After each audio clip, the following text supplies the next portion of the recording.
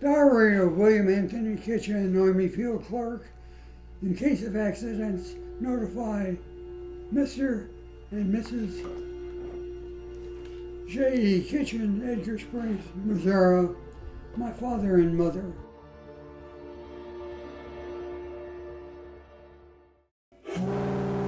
Saturday, March 23, 1918. We left New York this morning at about 3:30. I did not discover the fact until about 5 o'clock. I got up, dressed, and went out on deck, but we were out of sight of land. All lights go out at 6 p.m., except in the saloon.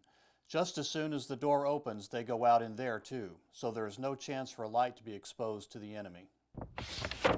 Sunday, March 24th, 1918, and it was rock-a-bye baby all last night. The boat all day too, and seasickness is plentiful. Lots of heaving and losing all their nourishment. Thursday, March 28, 1918. A ship stayed off the horizon for 3 or more hours this afternoon. It appeared to be following us, for it neither gained nor lost ground. About dusk, the cruiser went out after her and was gone about 4 hours before returning. No news yet as to what the strange craft was or what happened. The war zone will be reached in about 2 days now. Sunday, March 31st, 1918. This is Easter Sunday. I had no idea when Easter was until last night.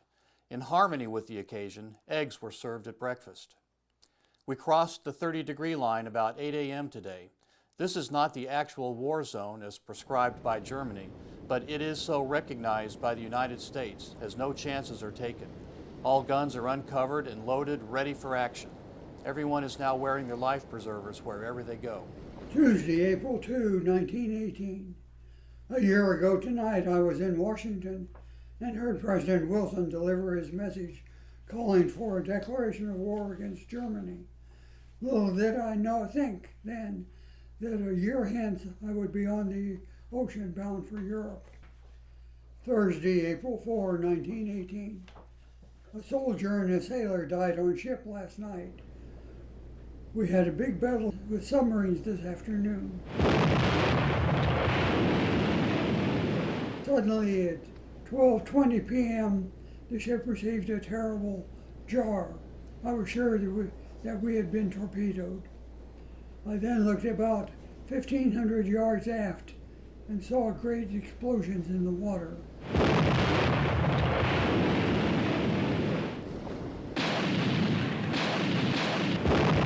And columns of spray were shooting high into the air. It was the concussion of these explosions that was jarring the ship. Friday, April 5th, 1918.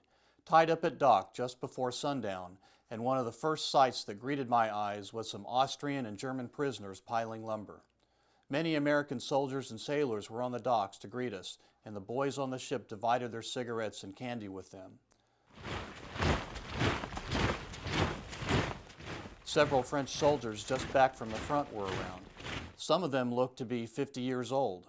They were rather dirty, unshaven, and presented a very untidy appearance. They were a pitiful sight, and the saying, "France is bled white," is very near the truth if these soldiers are typical to the French army. Thursday, May 23, 1918. Met a Mr. Brown of St. Louis, who was in the YMCA. He was in Paris last night when the Germans made an air raid on the city. He said all the sirens made a noise that caused one's blood to curdle. The barrage fire was fierce. In fact, the worst he ever heard, and he has been in air raids on London. Wednesday, May 29, 1918. We packed up today to leave. It is not known yet where we go. The orders have been changed so much that it's difficult to form an opinion. Some shot flashes to the east. There was a cannon on the front. No sounds could be heard, but the continued flashes plainly indicated that the artillery duel was raging with terrible fury. Saturday, June 1st, 1918. We traveled all night last night. I did not sleep a bit, only 3 miles from the front. It was lively, too. A nice artillery duel was raging, and occasionally the Germans dropped shells on a hillside, which was just across the way from where I was. A German plane attempted to come over, but the anti-aircraft fire sent him back. I saw some very pitiful sights, the fruits of war. Old men, women, and children with a few cherished belongings, perhaps all their earthly possessions, were streaming along the road en route to a place of safety. I have decided to discontinue keeping my diary from day to day as I consider it too dangerous. When the proper time comes, I will write a brief of the most important things that occur in the meantime.